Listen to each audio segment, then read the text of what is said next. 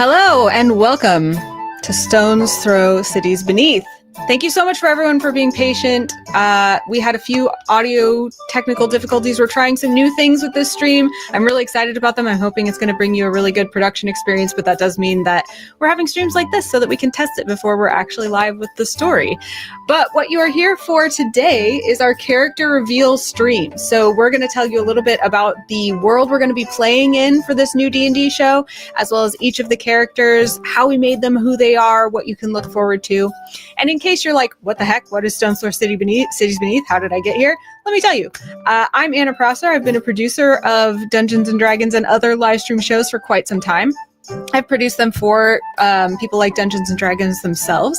And all of those shows have since ended, and I want to make a show for myself and for my friends and for you. And I think the reason that I want to do that is because I'm just obsessed with the massively multiplayer storytelling that Dungeons & Dragons live show communities can make. So I want to do this with you. I want you to be here. I want you to be a part of it. And that's partly why we're getting you super informed on everything that we have coming up for the show. So with that said, before we get into introducing the world and the characters, actually, I didn't warn you guys about this, but can I have you each introduce yourselves and tell people who you are? Let's start with Rachel. Hey everybody, I have been lucky enough to join Anna on a couple different roleplay shows now. We play three dwarf cobbler sisters in another game, City Dwarves, and we played a couple of games, over the years, and they're all like flashing before my eyes. But other than that, I've been a host in the esports and gaming space for the last 15 years, where Anna and I also used to host games like StarCraft, League of Legends, Counter-Strike. Lots of content from shows like E3 and different comic and gaming conventions, and I still do that kind of stuff. So when I'm not here, that's what I'm doing, but I'm really excited to be here with you all, and I'm so excited for a show that, Anna, you are actually behind the wheel of, because, we've had so many creative discussions and ideas and stuff over the years, and I'm really excited to see where this all goes. Thank you so much, and now let's do Bo. I knew you were going to pick on me first or second. I'm saying who I am. My name's Bo Bascoro. What do you do? And let me tell you what I do. I am a songwriter. I work in the acting industry, voice acting industry. So to sum it up, I am unemployed. You're between jobs. I'm in between. I'm in the market. Yeah. And let's go, Christina. Hi, babes. I'm so excited to be here. I don't really have an accent. I'm just too excited. But I'm also very serious. I'm a comedian and a writer, and I have a book out, and it's called Fucking Deal With It. And also I write other things like my Substack. It's called the Saw Blog. And sorry, did I mention I'm really excited? Thank you, Christina. And last but the most, not even the least, Nathan Sharp. Who are you? Who are you? I don't know. I'm trying to figure that out. Aren't we all? Hi, I'm Nate. I make music and do a bunch of other stuff. Nice. You're also our dungeon master. All four of us are players, aside from Nate. Nate is the dungeon master, and he created this homebrew world for us. Now, I mentioned this is a D&D show. A lot of people have been asking, what D&D are we playing? The answer is, we're not sure. We started out in Dungeons & Dragons 5th edition, 5e, and now there are some new rules that are coming out with 1D&D or D&D 2024. So we will probably be incorporating some of those or trying to move toward that. You may find us, though, sometimes living in the old rules because that's just what's on our character sheet. So it's a mix. It's a homebrew. It's a hybrid. It's the rule of cool is what we live by over here. So, with that said, Nate started with a specifically Dungeons & Dragons recognizable world and system, but he's added a lot of really, really cool things to it. So, Nate, are you ready to introduce the world? No. Okay. So this this storyline, this season, whatever you wanna call it, is gonna be taking place in the Underdark. Now, I know a lot of people are going to, have a lot of thoughts, have a lot of, the Underdark is a very established place, and I'm here to tell you whatever you think of the Underdark, pretend there's a lot of asterisks after it, because it's more or less gonna be a homebrew campaign with the Underdark being a backdrop, maybe as there's influence of it, sure. But more or less, this is a story that takes place in the distant future of the Underdark, aka I wanted to change a lot of stuff, so it's probably not going to be a canon Underdark that a lot of people are familiar with. The general premise. Am I going into kind of the setting, story, and stuff like that? A little bit. Yeah. Okay. Yeah. Cool. So this is a distant future Underdark. In this specific timeline, storyline, there's a lot of influence from a lot of other, basically a lot of other content I've been consuming amongst other people. But more or less, a lot of storytelling lately has revolved around the idea of isolation in numbers. So being around other people, but still being kind of alone. So there's elements of Fallout, Silo, Attack on Titan, kind of this premise of being sort of confined to a smaller world that you are aware is part of a bigger world, but you don't really know what's going on. There's a lot of mystery. There's a lot of unknowns. There's a main element of the storyline in that more or less a long time ago, something happened in whatever is happening above that led a lot of the, well, not a lot of, a small amount of actually the population on the surface to flee to the Underdark. So more or less, something really bad had to have happened to make people think, oh, the Underdark's going to be better than this, so let's go down there. And as time went on, what happened for whatever reason has been kind of maybe not erased, but kind of forgotten or just lost to time, to where people aren't even really sure what happened, what brought people down here. Some people don't even know that there's any other kind of life outside of living in this kind of isolated cavernous before. So yeah, basically that's kind of it. So yeah, you have elements of, like I said, Fallout and Silo are big influence. There's a story that people don't know. I don't know if I really explained that, but that's more or less it. Sorry, a lot of stuff happened while I was explaining that, and I got distracted, and I can't storytell when a bunch of stuff's popping up on my screen. It's so funny how when you put "Don't ring our doorbell" on the door, people still ring the doorbell. Oh, they love it. Yeah, but that's it. So that said,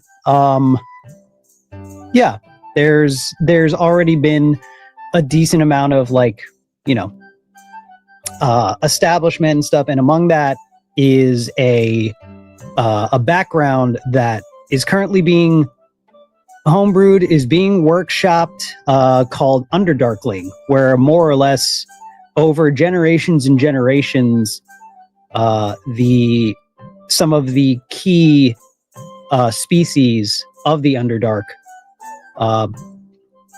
what's an appropriate word? We'll say cross-pollinated, and now there's some traits and genetic makeup that has been passed down to where basically, like you can see on the screen, we have Drow, we have Myconid, we have Dwergar, we have Kuotoa, things much more native to the Underdark, that basically at this point, with how long everyone has been down here, everyone has like traces of this. So basically, it's like at some point, if you take the drow background for Underdarkling, that just means at some point there's like distant drow in your lineage, and this will most likely determine some cosmetic features as well as give you some mechanical features as well. So one of the key things is everybody gets dark vision because everyone is down here in the dark.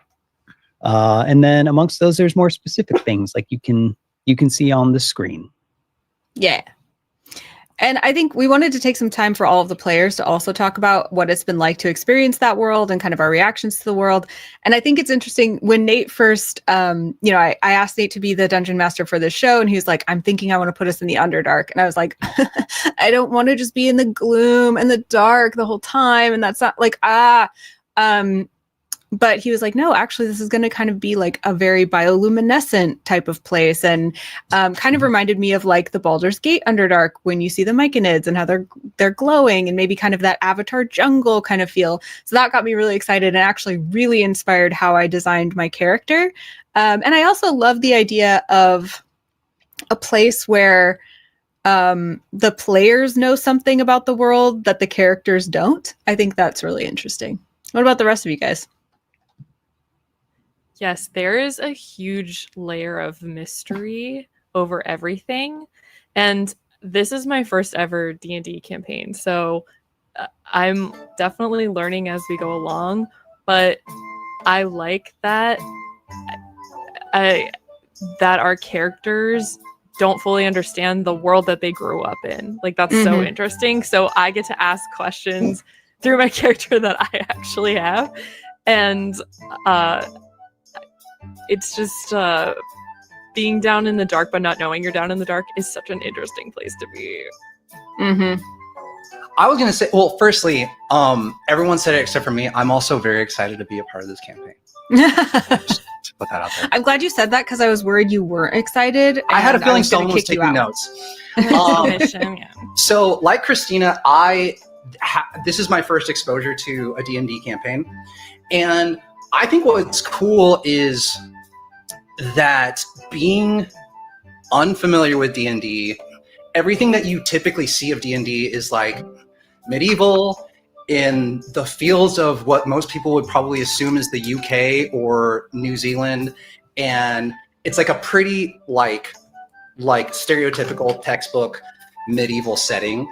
And so for our first campaign together being something that's out of that box, I think is really exciting because whenever I hear D&D, I'm like, okay, well, I know exactly what it's going to be. There's going to be a treasure, a dragon, some guy in armor with a giant sword.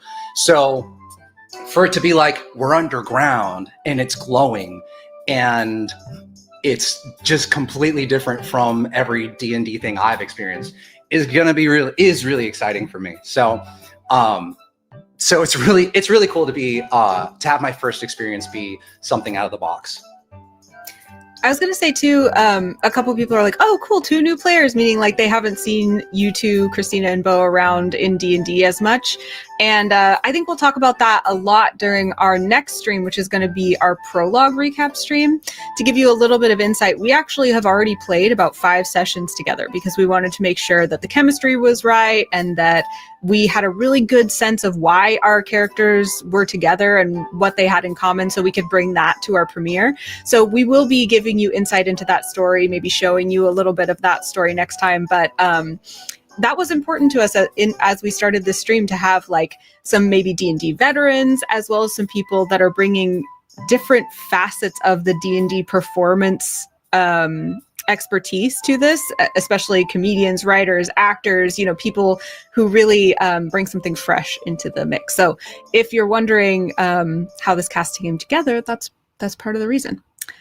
And I was going to say too, what was cool about what Nate's designed as our world is it's kind of this perfect place to ask questions, because all of our characters are kind of, and now that you've told them, we've played a little bit. So as all of our characters kind of first met in the context where they meet and the questions that they're encouraged to ask in the circumstances they're meeting, it's kind of this beautiful natural unfolding of our characters learning, you know, a lot of their abilities, a lot of the world. And so I think it's just really cool in that, yeah, we've played a lot of D&D, we've played a lot of familiar worlds, but this is so unfamiliar, and you're getting it through the eyes of characters that are as unfamiliar with it as you are, that we all together get to answer these questions as we play. And it's been so much fun so far. So that was all I had to say on that. Yeah, and it's also nice because like Christine and I don't know if someone already said this, but like because Christine and I aren't very familiar with this, we're already asking so many questions. So for the pros to be asking questions too, I'm like, oh, thank God.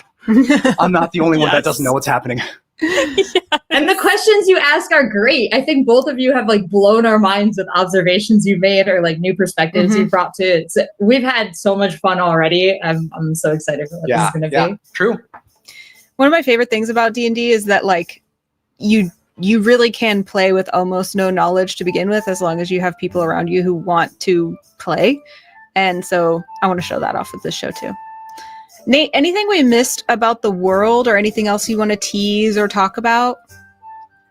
I think the only thing is that there's a decent amount of like backstory and chemistry and, you know, inter-party relations that obviously have already been like kind of established with our sort of like campaign 0. And I think obviously that's going to be covered a lot in session 1, but just for like additional context, especially going into session 1, and this is kind of going into like sort of the structure of where you guys are. Is that something to go over like in this one, or is that to be said? Actually, yeah, I was going to say in a few minutes, I think we can get that city map that you made pulled up. I'd love for you to talk about the city, maybe the districts, and even a little bit about the military that we're kind of all involved in. Sure. Yeah. So yeah, on with that handy dandy image, on here you can see a map of one of the prefectures down here in the modern Underdark. This one is called the city of Raynor. The short version of how everything is functioning is there are several of these prefectures scattered throughout the Underdark, and more or less these were whenever everybody came down to the Underdark, there was sort of a establishment of how order and civilization could be, because more or less people came down here, realize it is very rough down here, and a lot of pre-existing conflicts, you know, like whatever, a lot of issues were left up at the surface because there was this sense of urgency of like, if we don't work together, we all fail. Like if we don't make this work, regardless of how we feel about each other, then everything collapses, and there was no point. It all falls apart.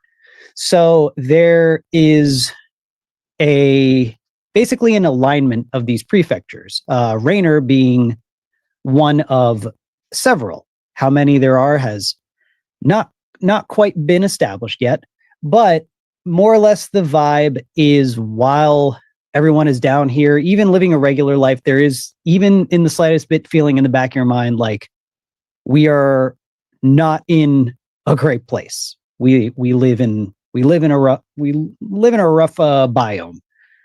So this here, Raynor, is one of several prefectures, part of this alliance, that when somebody either comes into or is born into this city, there is a rule in which military time is served when it depends on which species you are. But when you're more or less like at your peak, like biologically, until a certain point, you're required to serve in Raynor's military, the military being called the Order Under. This is where all of the characters have met. They join, and they are assigned to a troop. So the current party is a military troop. Now, the views on military are, in the scenario, in the context of this, it's something people do, and it's something people understand. It's something people are fine with. A lot of people feel compelled to, if anything, keep helping with the military beyond whatever is the minimum requirement, because they know how important it is. They know how crucial it is for society, for everybody to continue to carry on. So it is necessary, but it is not frowned upon to do. And that's the context of where the party has met, where these characters have met. There's a lot more details about this, but we don't have to go too much into details about everything on the map. But in the one thing I'll get specific with is kind of on the screen in the, I guess, bottom in the middle, you can kind of see a more isolated patch of buildings sort of on sand that's gated off in its own thing. That is where most of this has taken place. That is the Order Under. That is where the military is located within the city. And then there's a bunch of other districts. There's a lot of other stuff. There's a decent amount of stuff just within the city to explore that I'm hoping in future sessions there will be more time to do, because there's a surprising amount of stuff here, considering that this is just kind of the home base point, and more likely there's going to be a lot of venturing out into the Underdark. But that is a as short as I can make it version of where things are currently. Awesome. And each of those areas that you saw, each of our characters kind of has a background from those areas. And I think if we're good on describing the world, Nate, maybe we transition to talking about the characters now. Are you all set? That's a great idea to me. Okay, great. So in just a moment, you'll see the silhouettes of all the characters, because we wanted to give you a little bit of a tease. And the art that you will see of all of the characters is made by Kayla Klein, who you've probably become very familiar with if you've watched our streams, other D&D streams, if you've been to conventions and things. Amazing, amazing artist who worked with us so closely and took so much feedback from us to make these characters absolutely perfect. So just mad props to Kayla, and thank you so much. Looking at those, I want to give you a second to make your guesses. And I think it's really fun. I've been showing these to people and asking them to guess who made which character. And actually, if you're seeing the full art, it becomes pretty clear. Kayla did such a good job of putting each of our energy into each of the characters. So I guess let's start with mine. So let's take a close look at my silhouette. You've probably guessed from my icon. I saw someone in chat already saying Anna plays a bard. Very cool. And yes, finally, I am living out my Paulton fantasy. I'm going to be a bard and playing a little bit with both music and spoken word. And my character... what do you guys think? Should we reveal the image before I talk about them? I think so. Yeah? Okay. Do it. So whenever we're ready, let's go ahead and switch to that image.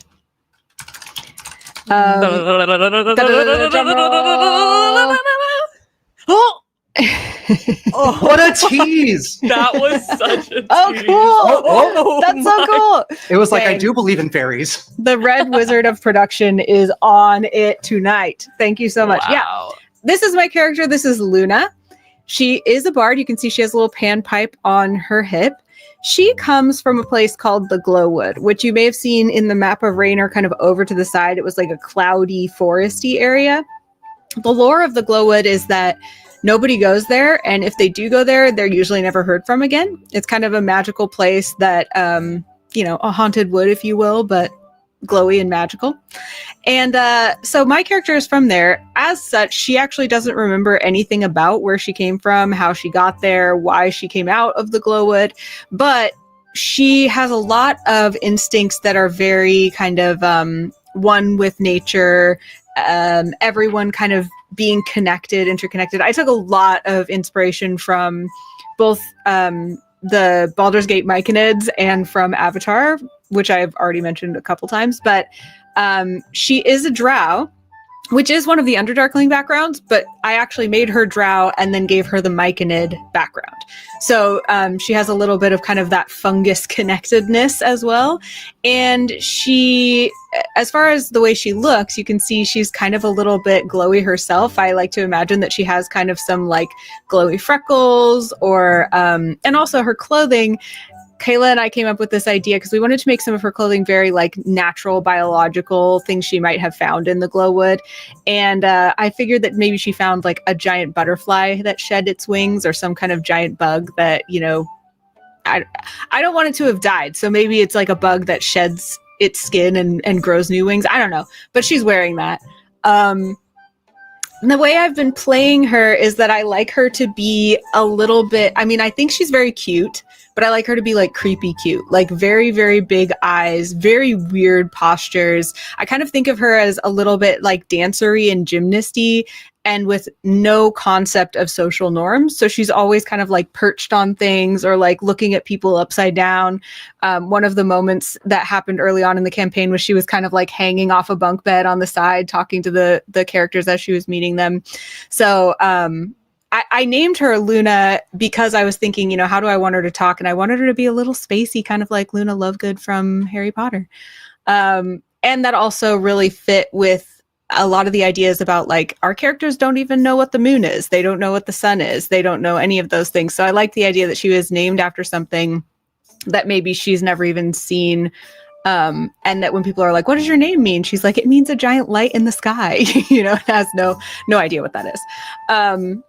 So she's a cute little weirdo and a sweetie. I'm having a lot of fun playing her, and I haven't really delved in much to what her musicality is. I'm still kind of developing that, and that's a really important piece for a bard. I've had bards that are like more poets than they are musicians or more dancers or anything like that. So I'm still trying to figure that out for her, and I hope that continues to develop.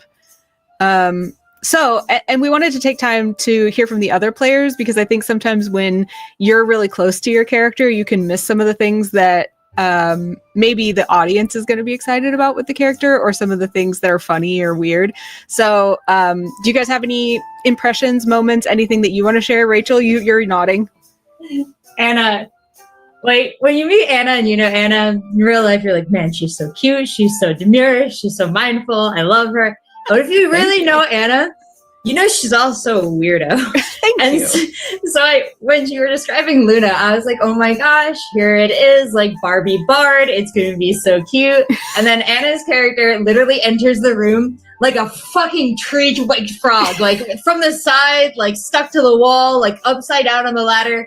And I'm just like, oh, I don't know what I signed up for. So that is like the physicality of Luna is super funny throughout, and you do such a great job of describing her. Thank and you. How that plays into like the communication between her and other characters, because Luna has slowly come to the forefront as just like this excellent communicator with a lot of the NPCs that we've met. And it just never goes how I'm going to expect. Like there's been times I can see like Nate is like seeing God in that moment. He's like, where do I go from this? And it's wow, chef's kiss. Cannot wait for more.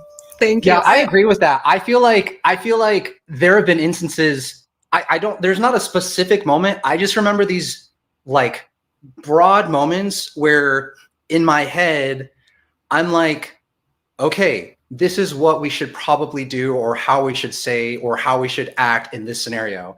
And then Luna will do the opposite in certain moments, or something that just like is not helpful for the situation. And there's moments that I'm like, what the hell is happening? And so just to go off of what Rachel said, it's so unpredictable, but Luna has become quite a forefront, and it's so fun to watch and see what she decides to do next. Yeah, I can never tell, and I feel like I know Anna pretty well. And like when she's Luna, she's gone. Like Luna is the one who's gonna ask. Like I feel like there's been so many times where we've been like talking to someone in authority or something, and it's just like both said. I feel like we should be like at attention, but Luna's like asking the most personal question possible, or just like almost a childlike impatience. Like, why isn't everyone just asking this? Like, why would we put on this like decorum to like, I don't know, like we could just get right to the point. And I have one of my favorite memories of Luna so far is we were having our first like military training, and I know we'll get more into this in our next episode, but Luna was kind of like put up first, like put on the spot to like show off her powers kind of, and in the face of like this first kind of like training enemy, she used laughter. Like you made I think it was actually like a version of you, almost like a scary version of Luna, and you made that Luna like laugh until she had to lay down. Yeah. And I that just used was so Tasha's hideous delightful. laughter, which is a spell I really like, on like a doppelganger of myself. Yeah, it's perfect. Yeah. It felt Yeah. so Luna. Yeah, Red Balloon in chat said kind of Starfire core, and that's like 100% the vibe. That's Very- so on brand. Very yeah. much. But Nate- very good thing. Someone in chat was also saying, I kind of have lost it now. Dan Peterson was saying that they think it sounds like Puck. Do you think Luna and Puck are anything alike? Puck is, for people who don't know, a character that Nate played on a previous show that was just a sweet little boy that we would all die for. I don't think that's who they're kinky. talking about. No? Because that was Pluck. Oh, yeah, Pluck. Puck from Never mind. The Tempest? Are you talking about Shakespeare right now? Because yes. Isn't Puck from the Midnight or the Midsummer's Dream? Yes. That too. Clarify. Or is it I don't know Tempest? Shakespeare at all. I have no idea. Oh, Dan Peterson says Shakespeare. Yes. Puck like yes. Shakespeare. Oh my god. Ooh, I like feel- that. That's My heart is so dope. bursting. Yes, totally. Because Puck is like kind of like the magical being who isn't a troublemaker on purpose, but is kind of instigating. Is a little instigator, and usually is a very like kind of magical. Dude. sparkly. I love the Starfire reference. That's so on point.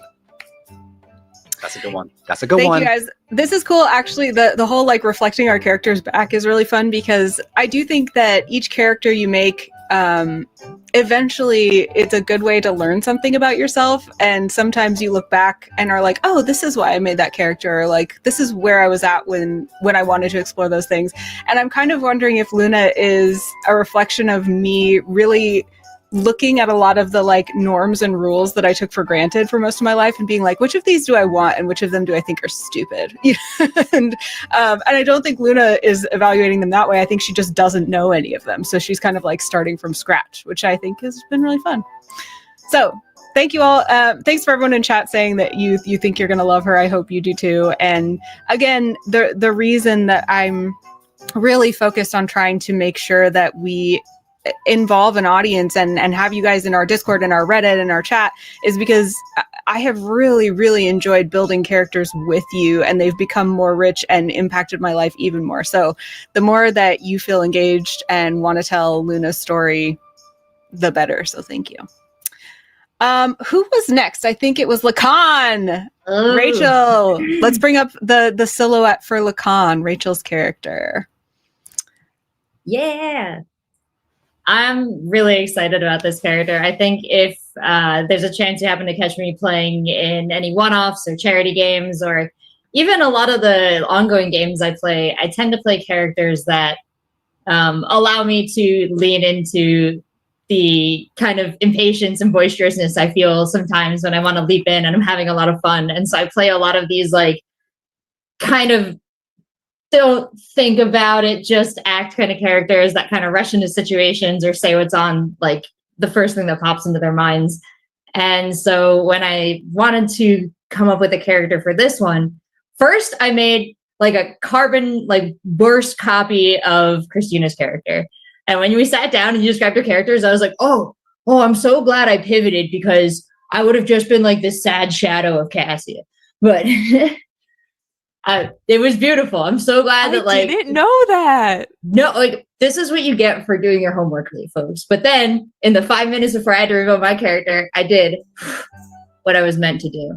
And so I give you my saddest, broodingest, standoffishest sad boy who comes from so much money, with so much tragedy, and who has never really questioned the way the world works because he's been so focused on the inner workings of the aristocracy and his family and the bitterness of his social circle. As a human with a strong Dwergar background and conflicting philosophies as a result of both, his joining the military and being placed in a room full of these people has really awoken in him an awareness of how the rest of the world has been functioning in the absence of his attention. He's a jerk. But Did you say his name already? oh, did I? Did Yeah, you? did I'm I? asking. Perhaps his name is Lacan Demonstrata of the House Demonstrata. Bro, that is such a great last name, especially Demonstrata. Yeah. Whoa. Words are not enough. Those are my house words. I just decided that. That's so sick. I love that. Jules EB in chat says, so rich, so sad. And I feel like they understand. Yeah, I think when you first described your character, I was like, oh no, I'm gonna want to fix him. Yeah. No. I can fix him. I literally I can saw do that in it. chat because I was going back through things today, and Christina says, oh no, I, parentheses, Christina, parentheses, think I can fix him. He looks forward to you trying. No, he doesn't want to be perceived. I'm working. I really have to reach back a couple years to get my inner teenage boy, but I know he's still there. It's so good, man. Were there any inspirations for your character? Anyone you based him on? I was thinking a lot about Hiro Yui in the first episode of Gundam Wing, where Relina gives him an invitation to her birthday party, and he just rips it in her face and goes, "I'll kill you." And I was like, that's the ideal man. What was I doing? I can fix him by becoming him and Bro. placing him in this narrative. But then I That gave is him Relina's I had backstory. no idea. I had no idea. That's amazing. And now that you've said that Hero was inspiration, everything's clicking right now for me. Oh no. That's so I revealed too much. excellent. Excellent. Rachel, before we jump in, is there anything you want to say before we talk about our impressions of Lacan? No, I'd love to know, like, and I want just, this is like the above board that the audience gets to find out about. After the first like 4 or 5, actually after every play session, I've been like, by the way, are you guys okay? Because Lacan was a lot. True. Like, are you? So It's true. I'm actually really interested to know, like, kind of what your takeaway privately was after the first session, and if he's been the same in your experience. Wait, did you, Rachel, did you already say the species and everything of Lacan? Yeah, he's a human with a Dwergar background, and he's a fighter. Off the bat, my first impression was, because I think you were the first person to enter the scene, and I remember like standing off in the distance and seeing Lacan walking into the room and going, whoa, he's so cool. And much like Vegeta and Broly being like, he's so cool, but he's such a baby. And so every session though, or not every session, there have been a lot of sessions where I am just so intimidated by Lacan. And so when you're like, by the way, just to let you know, like, you guys are welcome to be like, you know, defend or like, you talk back to him. And I hope I didn't offend anybody. I'm like, I'm trying to work up the courage to actually stand up for myself to Lacan, but he's so intimidating to me. So I love that character because, especially with my character, I'm like, you're just an intimidating, cool, broody guy. And I don't know why, but it does it for me. I do love our guys' dynamic. Yeah. Like, your broodiness makes the moments where you have like one sliver of interest in us matters so much. It feels like the cool older brother who's like, yeah, I'll drive you to the mall. And I'm like, Yeah, yeah. what do I do? What do I say? Oh my God. Yeah. He's so cool. Oh my gosh. Yeah. There's this thing too that you do that anytime you really get into Lacan mode, you're like, this is, and it's like the cock of the head and then the side eye. And And that's it's exactly just like what interchanges. is drawn in the art too. It's like literally Yes. this peak Lacan moment. Yeah. Yeah. So every time I see that, I'm like, oh, he's so cool. Okay, my perception of Lacan is, my two favorite things about it are Rachel. Well, you know, she did the like, I know Anna in person and I know this character. Rachel in person is one of the warmest, most accommodating, like very empathetic, constantly keeping track of everyone's emotions. And Lacan is like, I feel like it's Rachel's confidence maybe coming through. There's like such a confidence to Lacan that I'm like, yes, Rachel, yes. So I like that. I don't think that Rachel is broody or like bossy or anything like Lacan, but I know that like there's a little bit of confidence that she's letting out through Lacan that I really, really enjoy. And then also immediately upon meeting Lacan as the producer, the casting director, if you will, of the show, and kind of being like, okay, where are the stories going to go? What are the characters going to be like? I was like, oh, this is the one that's going to make us cry. Like, we're going to cry over this guy for sure. This is the arc. This is going to be that arc where everyone's going to be like, I can feel it. I know that's going to be Lacan for sure. Lacan doesn't cry. No, but we will cry over him. But everyone else will. Mhm. And if he does, oh no, we're all sunk. This is so crazy. I never thought about this before, but you're really giving spoiled Saiyan Prince. Ooh. To me. I also feel someone mentioned Draco Malfoy in chat, and Ooh. I feel like that's the kind of fix him energy that I have for Lacan, where I'm like, if only Draco would let his heart shine through. I feel like Draco Malfoy would be actually afraid of Lacan. Oh, I for think, sure. Absolutely. like, because there's like I feel like Draco he's coming from a place of fear. Yeah, he's he a little acts baby. like that because he's scared. Yeah. But Lacan, there's some depth there. I know Yeah. we're gonna. He's also Shine like there's a head of my house feeling to him that's very Definitely. like romantic-y that I dig. Heavy is the head that wears the crown. Yeah. Parents are dead. Yeah. Yeah. It's the dead parents. It's it's absolutely the romantic-y hero that we all want to romance. Yeah. Nate, Can I we've share been a talking a favorite ton. text? Hold on, Nate, do you want to chime in? I know you will if you want to, but No, I'm just kind of observing. Okay. I actually saw someone say it in chat, like mention my passivity.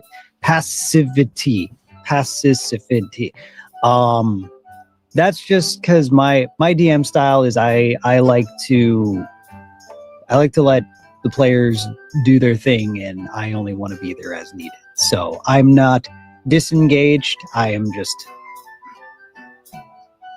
y'all are Absorbing. doing great.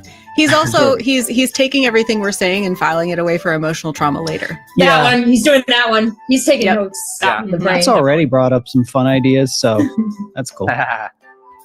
Sorry, I interrupted you, Christina. What were you going to say? Oh no, I was wondering if I could share a memory. Mm-hmm. I think it was when we had our very first session, and we had to roll for the order that we were gonna walk into our bunker, our little house, and Lacan walked in first, saw that there were like a bunch of beds in a row, and was like, hell no, and just moved the entire room so that he could have the best view and I think the only window, and then just sat on the bed and started reading, and I was like, I want to be that a little. Damn. It was just so badass and just so like suave and bratty. I loved it. I can see Lacan like giving the side eye over the top of his book and then going back to reading. Like I can see that that happened so many times in that scene. I love it. You people have to understand. I'm in my bed where I should be. A bunk bed is a contraption the poor invented that I do not agree with. And in cometh the monster man who does not fit, the tree frog woman from the side, and then I assume someone who got lost on their way to market. That is just a really good description That's of all actually of us. fantastic, dude. Oh my gosh. I'll look up when I finish the chapter.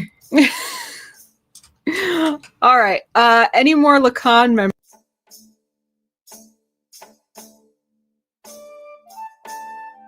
I have some, but I feel like they're spoilers. So I'm going to save them for the prologue show.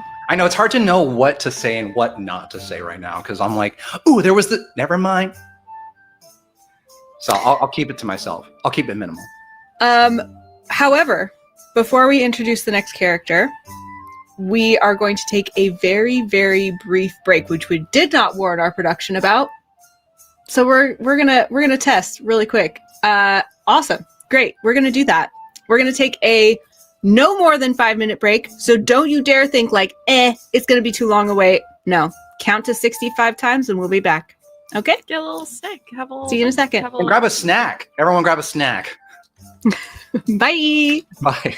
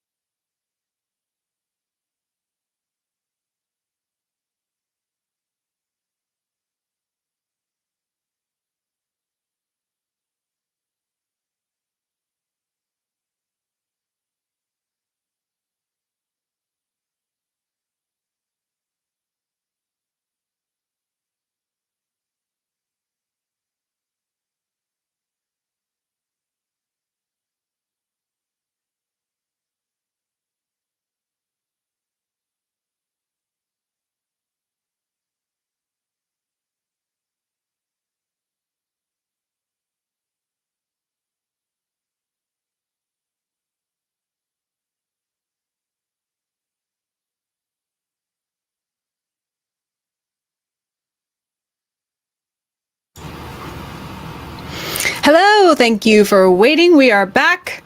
I don't know if that was actually 5 minutes. Sorry if I was the liar.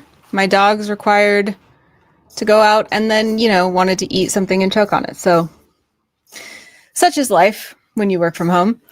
But anyway, if you're wondering where you are, if you're just joining us, we are here at the Stone's Throw City Beneath character reveal show.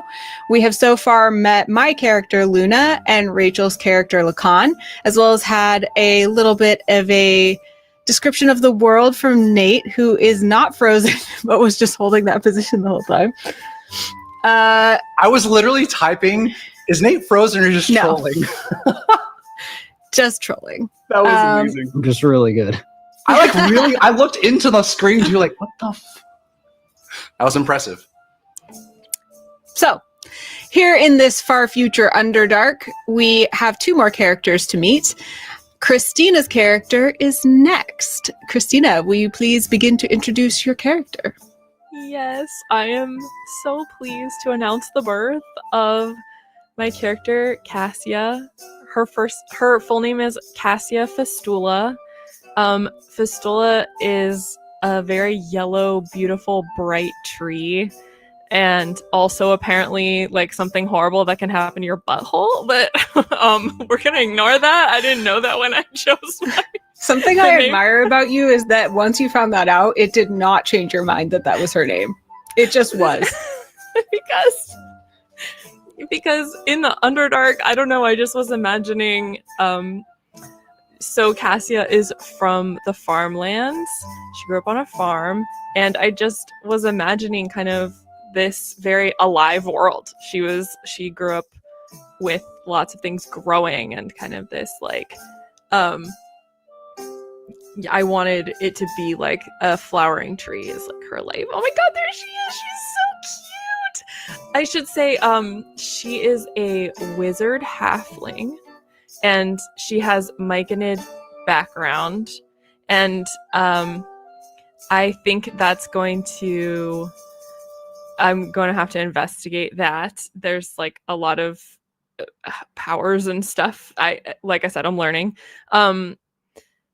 I imagine Cassia as one of many kids and cousins that are all working on this farm together her whole life, and I see her growing up figuring out how to use magic to kind of get things done faster.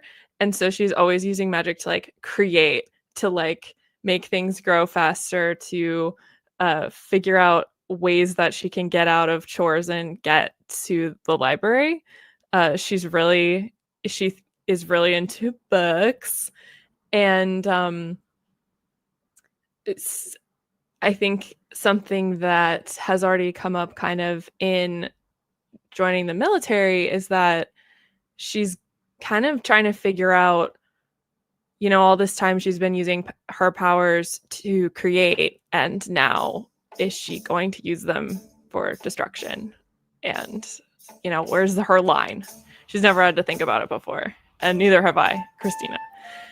So, one last thing about her came up when we had to level up. So when we got to level 2 as a wizard, I had to choose her kind of like flavor of wizard, and I landed on transmutation because the text I was reading said that it sees the world as not a fixed thing. Like the world is always changing. And I think Cassia understands that really innately. She sees the seasons, she sees things live and die, and I think she's really comfortable with change, and I am not. So I'm excited to live through her and get more comfortable, like accepting that, yeah, the world is a not fixed thing. Yeah. My favorite memory of Cassia is now the time to jump into that. Sure. Is that very early on, she had seeds, and she was just like really valuing and sharing these seeds. And for my character, who was just like, oh, these are valuable? Okay. That was like a really important thing. Yeah, you were holding it like a treasure. It was so magical. Yeah, she gave me a seed and I was like really, really into it. And I like that I think that Cassia has a much wider body of knowledge than my character, or maybe most of the characters, but she's also like so flexible that she's often like, oh, okay, yeah, sure. And I guess that actually speaks to that transmutation, like the world is flexible kind of feeling. I really like that. And I've been having a lot of fun playing with her size too. She's much smaller than all of you. Yes, as a halfling, for sure. Speaking of a flexible interpretation of the world, one of my personal favorite memories of Cassia. Having met her and incorrectly deduced that she was but a plain and normal farm girl, familiar with and beholden to the same laws and mores of the rest of the citizenship of Rainier. Upon encountering unopened mail not addressed to her, and being warned verbally in that moment, you can't open people's mail, responded without missing a beat that's a myth. And forever changed before my eyes into the Cassia I now see today. Criminal, immoral She also citizen. Caused a lot of damage during that scene. It literally changed the really course bad. of the entire day. Yeah. Like, we'll definitely talk about that more during the prologue show, but you can see here Christina's own art of that moment, I believe. yeah, I've been trying to take notes during everything just because I remember things so much better if I write it down or draw it. And yeah, I'm excited to talk about what's happening in that picture. Drawing or not, I would never forget that moment. But the drawing Oh, is a that beautiful crystallization. That warms my heart so much because I don't think I would have ever. That's like such an instance of like I was like I'm gonna live through her. Like, yeah. I Also, lit- go on. No, I think also she just wants to be cool, so she's trying to fit in. To Rachel's storytelling, or that's just a myth story in general. To this day, anytime I tell someone about this campaign, I'm like, oh my god, the craziest thing happened, and I go into this just a myth, because it was such a pivotal moment of our lives in this story. Is our first shirt that we sell, that's a myth? It's I thought you were gonna say like I've been telling people about this D&D campaign. And I'm just like, dude, this game's crazy. We opened someone else's mail. yeah, I know. This The is like- craziest thing. We're getting into a lot of shenanigans. It It was boring, the man. first thing that I felt bad about that we did, and that should say a lot. It stuck with me. The ramifications of that moment. All of us were so like, no more mail opening. This is Yeah, the, no. the first like big inside joke of this game, so I promise you all, our prologue show is going to be on the 1st of January, and we will absolutely tell this story and or show you the entire scene because we do have it recorded. So I please do do like tune into chat that. talking about like just talking about the mail and like using that as like it's like, so what's your D&D shtick? It's like, so everyone else is like murder hobos and they kill everyone, but we just commit a lot of fraud. Commit felonies. There's no combat. It's just like all deception checks and like how much crime can we commit? How much like minor white collar crime. Yeah. well, even maybe, but it's just like, yeah, it's amazing. Fantastic. Oh, Meg Burns in chat says fraud or hobos. Yeah. That's I us. love Perfect. There was Like- just a dark moment when we realized that there was oh, actually, no responsible person in the party. Like, that was when the illusion fully shattered. Cassie, I was like, well, Cassie is here, so. Honestly, when we were kind of like, oh, Lacan's the responsible person, like, Yeah, That so true. Dark. So Dark true. moment. So true. I actually, and to add to one of my favorite moments, and one of my favorite things I think about Cassia is the way that, like we've already said, Christina's an author and a writer, and the way that she describes what's happening with Cassia and what Cassia is doing sends me every time. Like during our training arc, there's a moment where they're like, okay, Cassia's turn. And the way that Christina describes the camera pushing in, or like it's the push in and the zoom out in the background, like any horror movie, that description just sent me. Because before that, I was like, oh, Cassia's going to be like the secret tank that we're not going to know is the thing. But then that happened and she was like, and she's terrified. I was like, oh, never mind. I thought the description and everything from that moment was fantastic. That means so much, Bo. Thank you. all right. That's really helpful to me because I'm putting together like the clips and things for the prologue show. So that I was going to ask you all what your moments that I should pull were. So it's very clear that this is one of the pivotal moments of the I campaign literally that I should laughed out pull. loud. Yeah. Oh, and you know what? It's funny because that moment really mirrored how I was feeling, just because I felt like I was like playing with the big dogs, and I was like that first training session. I didn't know what a wizard did. It was like I was like, how do you roll dice? I don't know.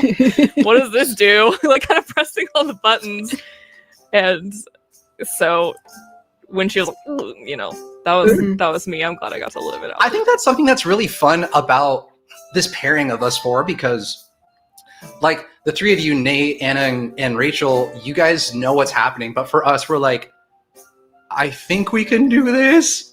Or like, what happens if I do this? And then we open someone's mail. And then, because we're bad here. Christina, before we move on, I want to ask you too the two questions. Was there anyone that inspired Cassia, or anyone you were kind of basing her on at all? Well, this is also interesting. I came up with a whole character. I mean, it's almost like this funny like domino effect. I came up with a whole like bard elf character. It wasn't like Luna, but it was like so different from Cassia. I think because I was trying to go so far from what I'm comfortable with. But then it was when Nate was describing all of the different areas of the prefecture, and I don't know, the farm, it was like a calling, like, hello, it's I. So yeah, I'm trying to think. To be honest, this is the worst answer ever, but I don't know. She just appeared in your head. She True really character did. spawn. Yeah. And a True little bit, inspiration. I don't know very much about halflings, but she's a little Thumbelina, like a little bit. She's got a little bit of Thumbelina, except she'd probably be annoyed by Thumbelina because Thumbelina is like kind of like halting all the farm productivity. The other question I wanted to ask too is there anything in your character that you think is going to be interesting to explore, or like that you feel like is an area of your life it reflects, or, you know, what about you makes this character interesting? Yeah. I think that the finding the ways that she wants to use her power, I think she is realizing that she's a lot stronger than she thought, just even just in the first few episodes. And I am excited because I think maybe this is too personal, but I struggle seeing my own worth, and so I want to be the kind of person who embraces power, but I don't want her to be like, I don't want her to accidentally go to the dark side or something. Like she opened an envelope, but like what next? Like is she gonna be like a porch pirate? Like I don't know. So I think the mystery of where she's gonna go and kind of making decisions in the moment. It's Anna, when you first told me, actually like years and years ago, you told me about why you love D&D so much, and one of the things you said was that when you were playing a character, you kind of did all this planning, but then in the middle of the show, you were like, actually, she just spoke to me. And that's happened a couple of times. And so Cassia's more and more feeling like less of an extension of myself and more of like this separate friend that I have. So Yay! Oh, that's such a big That's- moment as a player, I feel like. yeah, it's crazy.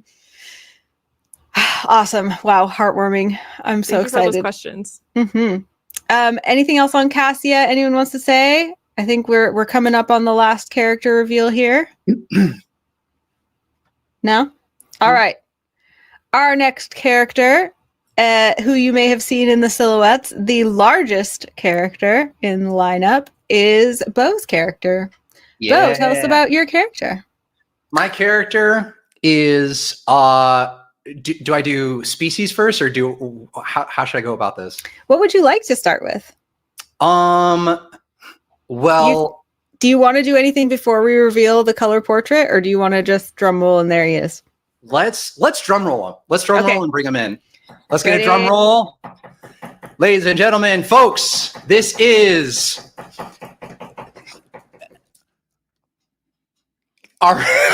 he's coming in. This is Kadal. He is you probably couldn't guess, but draconic. He is a draconic monk. He is also part Kuatoa, or a descendant of the Kuatoa, which is really exciting because I didn't know what any of that meant while we were making this character. But in fact, if you guys caught it, Bo and I actually made his character live on my stream a while ago. And the dragonborn fish person was a very exciting moment. I really dove into it. And I loved the description of, I liked the idea of the dragonborn, because it's dragon and I'm just that kind of guy, I guess. But they have this thing called lightning breath. And so that's really cool. But with the thing of being a Kuatoa is that they have a weakness to lightning. So there's like instantly a ramification for any time he uses this crazy ability. So you kind of have to I've had to be strategic about the moments that I do choose that. So there's that. Well, you'll be happy to know that actually you have because you deal lightning damage, right, with your lightning breath. Yes. But your weakness is actually thunder, which is a different type of damage. So, JK, that's fantastic. You got buffed. So it's not even that big a deal. Oh, guys, I'm going to be using this way more often now. So that's fun too, because I don't know how to play the game. No, you're learning. We're learning, and that's what's so fun about this. I thought it was the same too. This is not a new player, old player thing. This is a custom new background. And thing. I think this came up when we were making this character too. We were like, weakness to this, but also that's what he has to use. Sorry, Rachel, what were you saying? No, I just think it's kind of like a beautiful growth moment where your whole life you've grown up thinking that you have to abide this limitation, and then one day you learn that it's actually not real. That actually might be crazy storytelling, being like, I can't because this is my curse. And then because you've been taught that Kuatoa can't, and then you find out that that's and then then God's like, oh wait, that's technically they're not synonymous, so you can use it. I'm like, what? Weird knowledge was lost in the fall, in the underground, in the many. True. Guys, you're helping us write the story. You're also slippery, which that's just fun. I know. I like being slippery. I like that. That's the description is slippery. Mm-hmm. Slippery sorry, is actually sick, but yeah. Just like a big giant dragonfish that's also slippery is really fun. Nate, what is the mechanic of slippery? I don't know it. Slippery, when you are the target of there's a lot of buffs. When you're the target of an opportunity attack, you have resistance against the resulting damage. Oh, just you any oppie? Yeah, any oppie, you have resistance. Dang. You have advantage on rolls to escape being grappled or restrained. That makes sense. When you dash, difficult terrain doesn't cost extra movement. Jeez. Let's see here. You can attempt to move through. Oh, you can also like get through like smaller spaces and stuff. So you're like a fish dragon, which is kind of sick. Yeah, Getting through small spaces actually makes sense because is a fun thing because he's huge. because I'm so big. Mhm. Yeah. So sorry, Next we all time- jumped in, but you keep. No, I describing your love this. character. Next time there's like a small like thing, we're not sending Cassie. I'm just gonna be like the biggest guy. Like I got this. And just Like an dive in. octopus. Like an octopus. Oh my gosh, I hate and love that. Side note. So the name Kadal. Someone said this in the chat on YouTube, but they said as Indonesian, the Dragonborn being named Kadal really amuses me. I see what you did there. I am Indonesian, so to my Indonesian family, selamat pagi, and so Kadal translates basically to big lizard in Indonesian. So that's where we got it, and so I love that you caught that, homie. Kadal is his backgrounds. What I made with it was basically he never knew his mom. There was an incident in Rainer regarding his dad, and so his dad was once a great warrior, and then an event happened and he disappeared. So Kadal has grown up in the order under the watchful eye of one of the characters who is Kadal's professor or Kadal's martial arts master. And so basically because of a specific thing with Kadal, I don't want to give too much away because I don't think you guys know either, but Kadal has had to have special training or private training. So he's grown up in the order under with all these other warriors, but he's never really had peers because he's had to be monitored the whole time. So his training has been private most of the time. So when he's joining this little crew, when we get drafted, he's really excited because he's never really had friends before and doesn't really know how to act. So he's still learning how to have social skills, and which is also why he's incredibly intimidated by Lacan. But yeah, he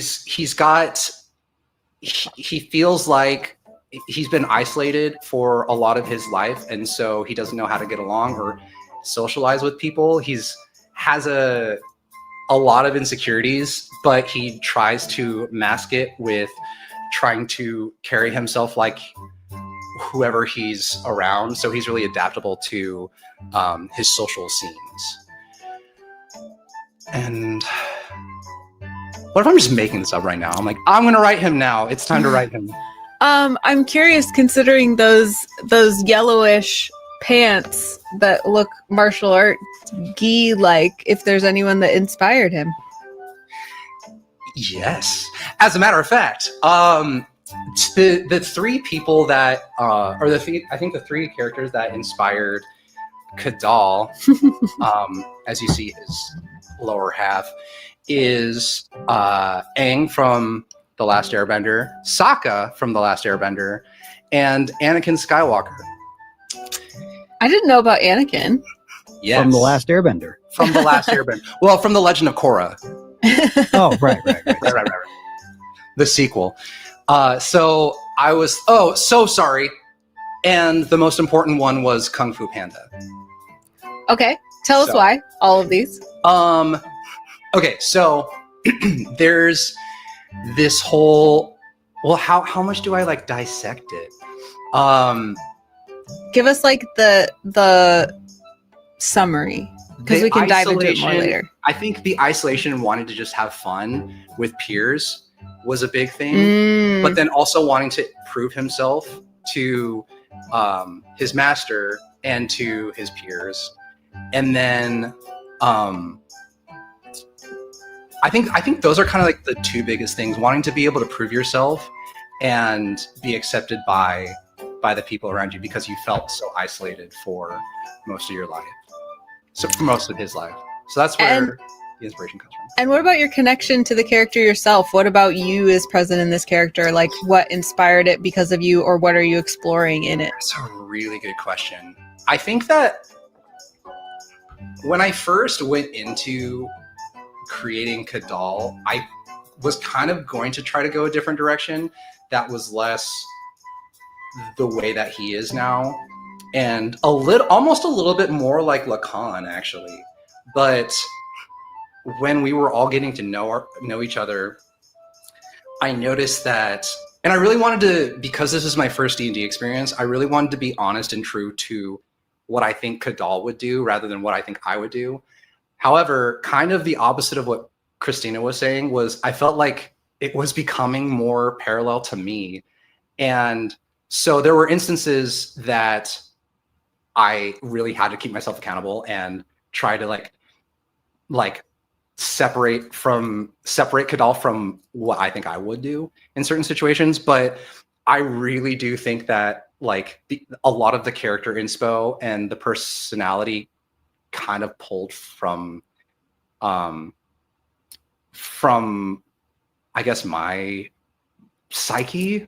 I don't know if that's the right word to describe it, but I'm losing track of my train of thought. So can you re-ask the question? Because I'm getting too wordy. What about you do we see in this character? Oh, or yes. Are you exploring in this character? I think the biggest thing was he was really insecure and really nervous getting to like meet his battalion. But then like I think he started masking a little bit to cover his fear and his insecurity. And I feel like Kadal really kind of he's naturally a insecure person, but he just covers it up with like fake confidence. And I noticed that was just, it kind of like pulled that out of me and kind of called me out on that. Also, you do martial arts.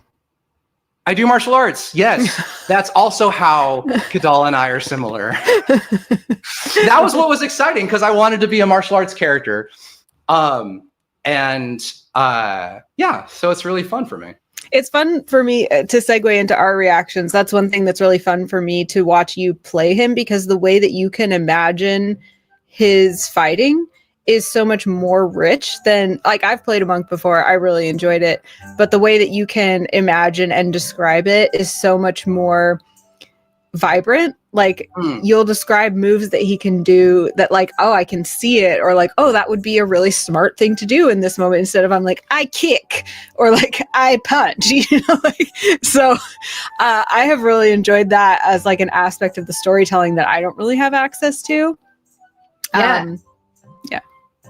Just to build up what you say, Anna, like how you're able to build that fight narrative into the story narrative. Like, you know, Kadal's it comes off as a character that doesn't want to fight. And so it'll just be like, you're in my space, so now I'm going to wrap my leg around yours. And if you push, I'm going to destabilize you. And it's all very like so aware and so diplomatic. And it's so in the mind of like a monk fighter. It's so cool. Yeah, like it's a whole lens to play through as opposed to just kind of like a moveset. Yeah, I think that's a really fun like category of the game for me, because watching other people playing and stuff, and hearing their descriptions, like hearing Christina's descriptions of how she's navigating through combat was so much fun. And so I think that gave me the freedom to be like, oh, we can get creative, and this is like the combat's a part of storytelling. So I think it's really fun to be able to get descriptive with that, because then it just paints a bigger picture for you, or a more clear picture for you. Yeah. Bo, I feel like Kadal has been so physical, even I think I'm super aware of it because I've been trying to stay aware of Cassia's size, and because Kadal is like 18 Cassias, it.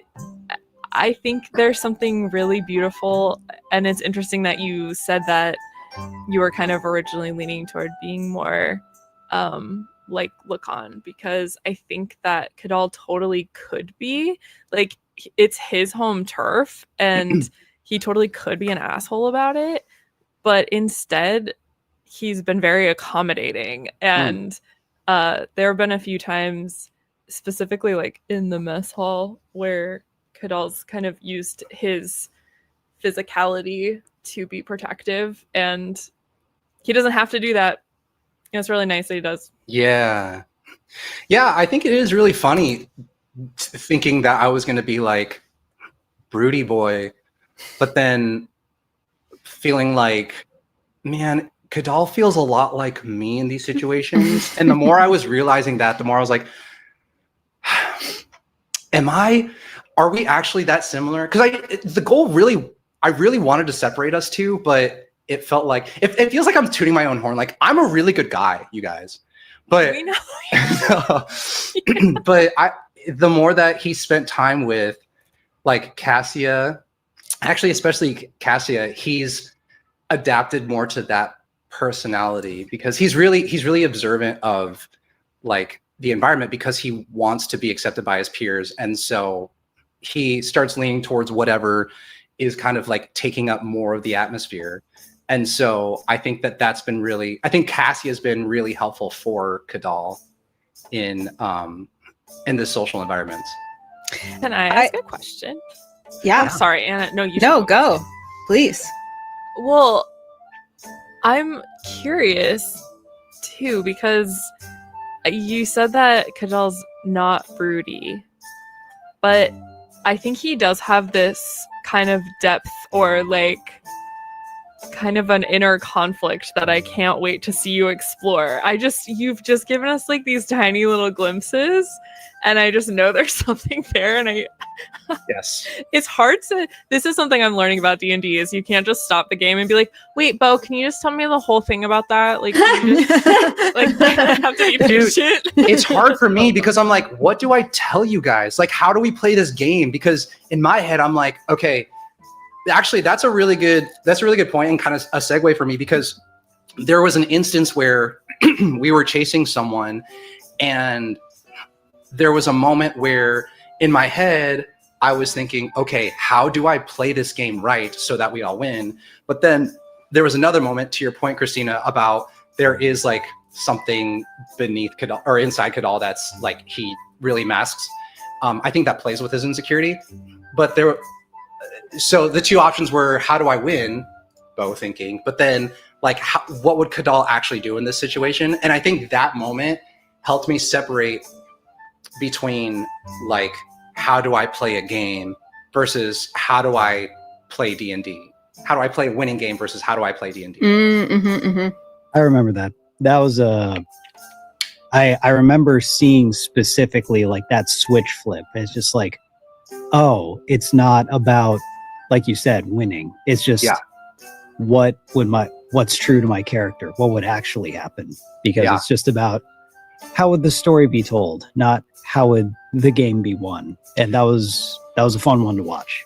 Definitely. I'm happy it was fun for you, dude. Oh yeah, for sure. It's hard. I can't wait for us to talk a little bit more about the sessions in depth, because there's some cool stuff that y'all did. Yeah. The only other thing I was going to say is I think the way that Kadal has interacted with Luna has been really fun for me, because like I think Lacan is kind of like, okay, whatever, and Cassia's like, I'm trying to understand, but Kadal's like, I'm in, bro. Like Kadal's just like, okay, yeah. and maybe not even like because he wants to. Like, I kind of am getting this feeling that sometimes he just like gets swept in, and then like the really cool moments that I'm really excited for us to talk about the sessions are when like he finds himself all the way down that road and he's like, oh wait, maybe actually I'm not okay here. And so I have found that really interesting as like a fun character for my character to play off of, because she's such a weirdo that like sometimes she needs someone to be a weirdo with her, and sometimes he'll do that. And then also being like, oh, the way he'll kind of go along with anything gets him into these situations too, where he's learning things about himself. And as a storyteller, that's very exciting for me. It's hard, man, because like there's three perspectives for me. It's I'm trying to play D&D, I'm trying to win a game and but like stay true to the character.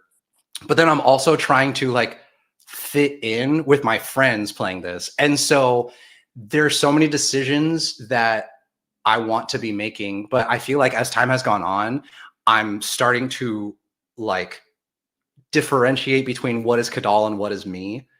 And I'm noticing similarities, which is fun. And sometimes like calls me out on a lot of personality flaws in me. But I'm starting to understand and lean into who Kadal is versus who Bo is. And I think it's really fun.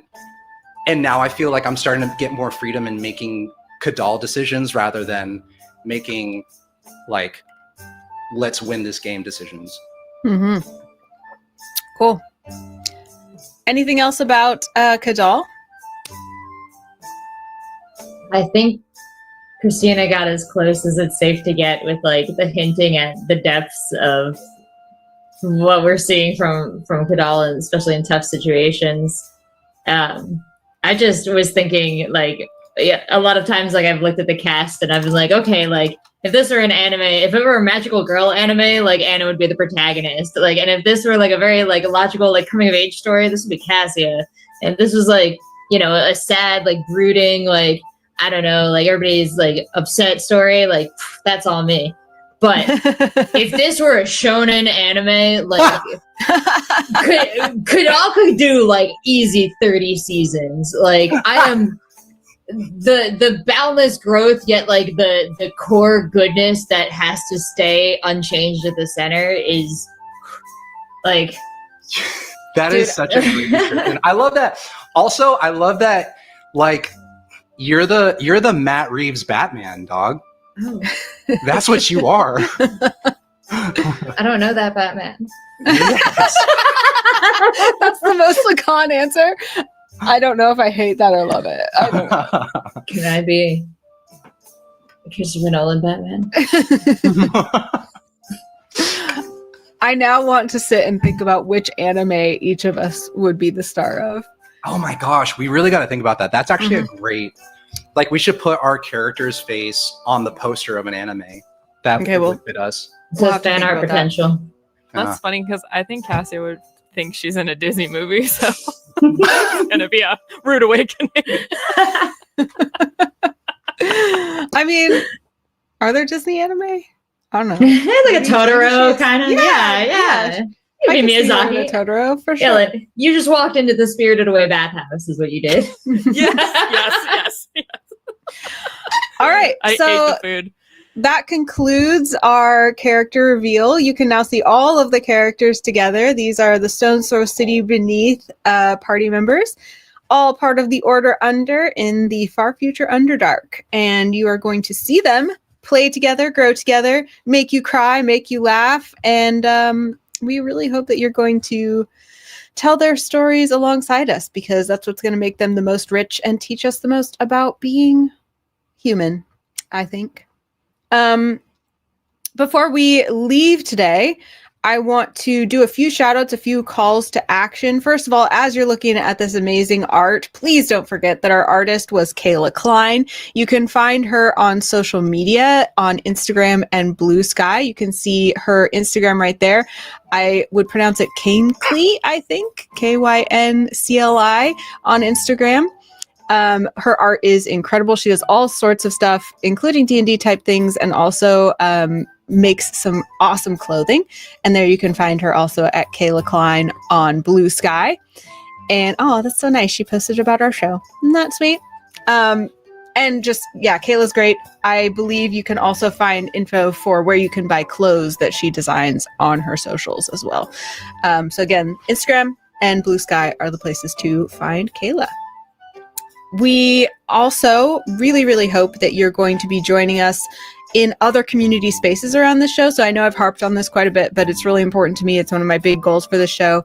Someone mentioned in chat some previous shows I've been a part of that really just have a huge piece of my heart. And I wholeheartedly believe the reason for that is that so many people were telling the story alongside us and cared about the characters and helped us make something that that became so rich. So we do have a Discord. We've barely opened it up. We were planning on opening it during the premiere, but we want to give people who are really invested the chance to join in now and jump into the Discord. There is going to be a special kind of like role for people who join very, very early on. So if you have any interest in being in Discord, I'm going to put the link that hopefully works in both of the chats. Let me know if that does not work, but we would love for you to join.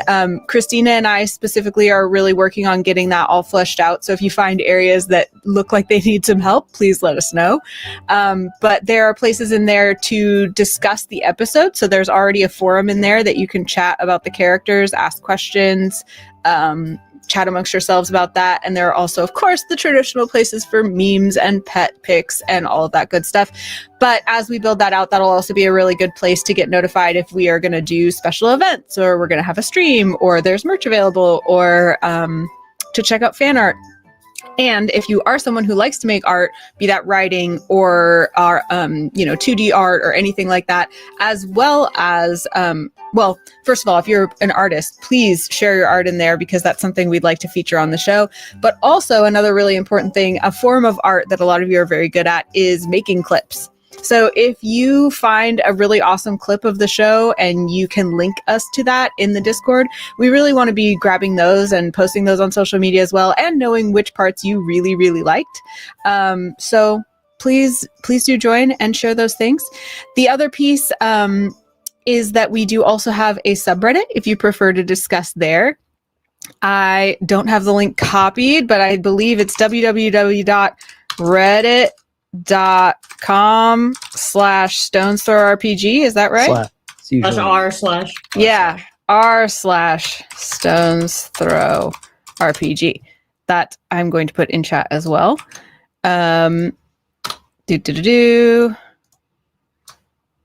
Our Discord is already really picking up, so big shout outs to everyone that just joined, and sad face to everyone who's not going to get in here for what promises to be a pretty rich community already. Hello, everybody. I'm really, really happy that you guys are doing that. Thank you. And the last thing I would really ask of you is we're trying to do these 2 test streams before our premiere so that we can make sure that we're offering the absolute best production experience, but also to welcome more people into the fold, to get you on the same page as us, being experts on the characters and everything like that. So if you know other people who might enjoy being part of this community or might enjoy watching a show like this, please share on social media, share just via word of mouth, anything that you'd like. You can find us on Instagram, TikTok, and Blue Sky at StonesThrow RPG. Also, we are on YouTube at StonesThrow RPG. Some of you may be watching there. For those of you who are watching on my Twitch channel, that's twitch.tv/AnnaProsser. We are going to continue to stream live there and on YouTube, but the VODs will always just be on YouTube. So if you want to share the video, please go ahead and share from YouTube. I'm seeing some people saying invalid invite. That may be just because we flooded the server and it's trying to protect us from a raid. So I think I just fixed it. Okay, so try again. So try again. Sorry about that. If it doesn't fix it, let us know. We'll post on social media, make sure that we get you all in there. And everyone will have that early roll, don't worry. I see Pokemon friends in the Discord. Hi.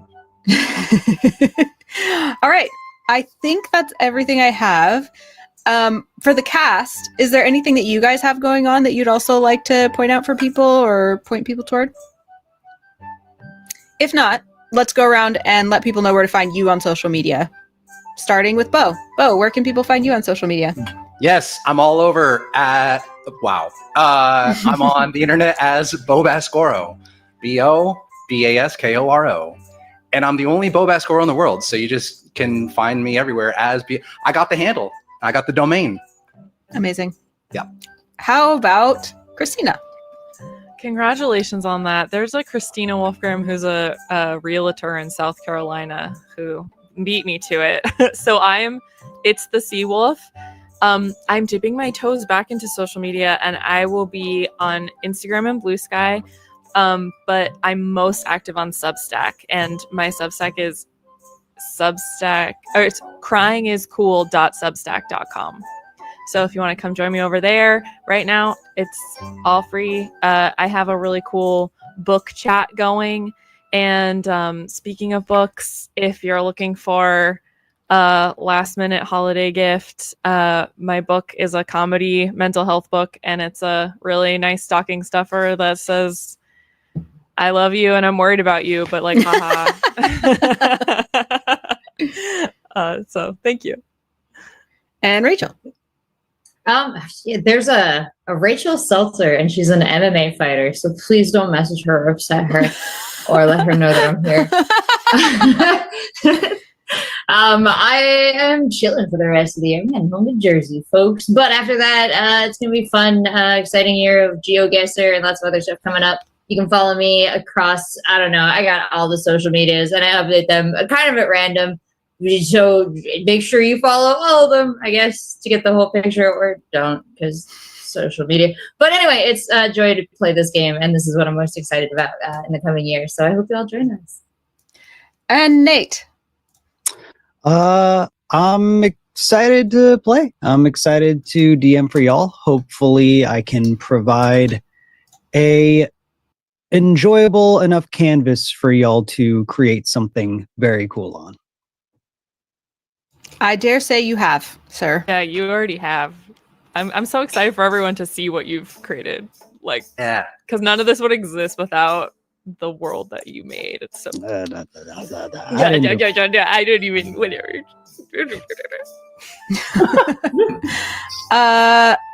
Okay, I see some people having trouble with the Discord. We'll do everything we can to fix that. We'll do everything we can. We'll make sure you get in there. Message me, at me on social media, or at StonesThrow if you're still having trouble. We'll figure it out. You can find me on social media at Anna Prosser, everywhere social medias are sold. And I just really, really hope that you're going to tune in. Don't forget to follow at StonesThrow RPG also on TikTok, Instagram, and Blue Sky. And if you'd like to be notified when we go live, we're going to set that up in the Discord. But before we get that set up, the best way to do that is to follow the Twitch channel or subscribe to the YouTube channel and turn on those notifications. Click the little bells. That would mean a lot to us. Also, I want to say thank you to our Red Wizard of production. Thank you for behind the scenes making this happen. We almost couldn't go live because of a technical issue I did not predict, and the Red Wizard fixed it perfectly. So, bless. I think that's it. Did I forget anything? What? Great. Awesome. All right. Well, we will see you again in just a couple weeks on the 1st of January for the prologue recap stream, and then on the 8th of January for the premiere and the first episode of StonesThrow Cities Beneath. Thanks so much. See you soon. Bye. Bye, guys. Bye. Thanks for watching. See you soon. Woohoo!